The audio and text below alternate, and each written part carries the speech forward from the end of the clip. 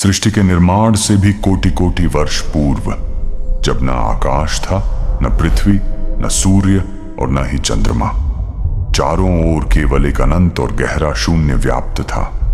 उस सन्नाटे में न कोई प्राण था, न कोई काल।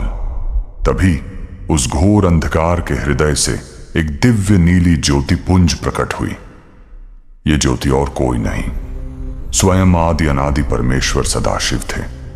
उन्होंने अपनी ही इच्छा से स्वयं को साकार रूप दिया। सदाशिव ने फिर अपने भीतर से अपनी पराशक्ति माता अंबिका को प्रकट किया। शिव और शक्ति के उस महामिलन से ब्रह्मांड में अमृत की वर्षा होने लगी, जिससे अनंत और विशाल शिव सागर का निर्माण हुआ। यह जल साधारण नहीं, बल्कि सृष्टि का आधार था। सदाशिव की आज्ञा पाकर शिव सागर के भीतर से एक अत्यंत तेजस्वी पुरुष का प्राकट्य हुआ। नीलमणि के समान कांति, शंख चक्र गदाधारी भगवान विष्णु प्रकट हुए। महादेव ने उन्हें आदेश दिया कि वे सृष्टि के पालन के लिए कठोर तपस्या करें। आज्ञा पाकर श्री हरि विष्णु ने उस अगाध जल में हजारों वर्षों तक घोर तप किया। उनकी तपस्या इतनी प्रचंड थी कि उनके शरीर के रोम रोम से 24 तत्व निकलने लगे। इन्हीं तत्वों से प्रकृति के पंचभूतों का आधार बना। श्री हरि ने शेषनाग की शैया पर विश्राम करते हुए योग निद्रा में प्रवेश किया, ताकि सृष्टि के अगले चरण की तैयारी हो सके। उसी योग निद्रा के दौरान भगवान विष्णु की नाभि से एक दिव्य और प्रकाशमान स्वर्ण कमल निकला। उस कमल की पंखुद्दियां जैसे ही खिली, उस पर 4 मुखों वाले ब्रह्मा जी प्रकट हुए।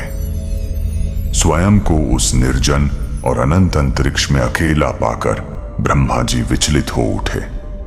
उनके मन में बार बार एक ही प्रश्न गूंज रहा था, मैं कौन हूं? मेरा रचयिता कौन है? अपनी उत्पत्ति का मूल ढूंढने के लिए वे कमल की उस अंतहीन डंडी के सहारे नीचे उतरने लगे। युगों युगों तक वे नीचे उतरते रहे, पर उस डंडी का कहीं कोई अंत नहीं मिला। जब थक हार कर वे वापस लौटे तो उन्होंने शेषनाग पर सोते हुए श्री हरि विष्णु को देखा।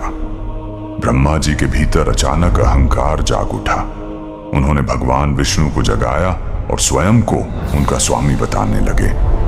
दोनों देवताओं के मध्य श्रेष्ठता को लेकर भयंकर विवाद छिड़ गया। जब दोनों ने एक दूसरे पर प्रहार करने के लिए अपने दिव्य अस्त्र उठाए, तब सृष्टि के विनाश को रोकने के लिए उनके बीच एक अनंत अग्नि स्तंभ प्रकट हुआ। यह स्तंभ इतना विशाल था कि इसका न कोई आदि था न अंत। ब्रह्मा और विष्णु ने इसका छोर ढूंढने का प्रयास किया, पर असफल रहे। अंत में जब ब्रह्मा जी ने असत्य का सहारा लिया, तब उस ज्योतिर्लिंग से स्वयं महादेव साक्षात प्रकट हुए। उनके भयंकर गर्जन से 10 दिशाएं कांप उठी। महादेव ने सत्य और असत्य का निर्णय किया और ब्रह्मा जी के अहंकार को नष्ट कर उन्हें दंडित किया। अंततः महादेव के आशीर्वाद से सृष्टि का नया युग आरंभ हुआ।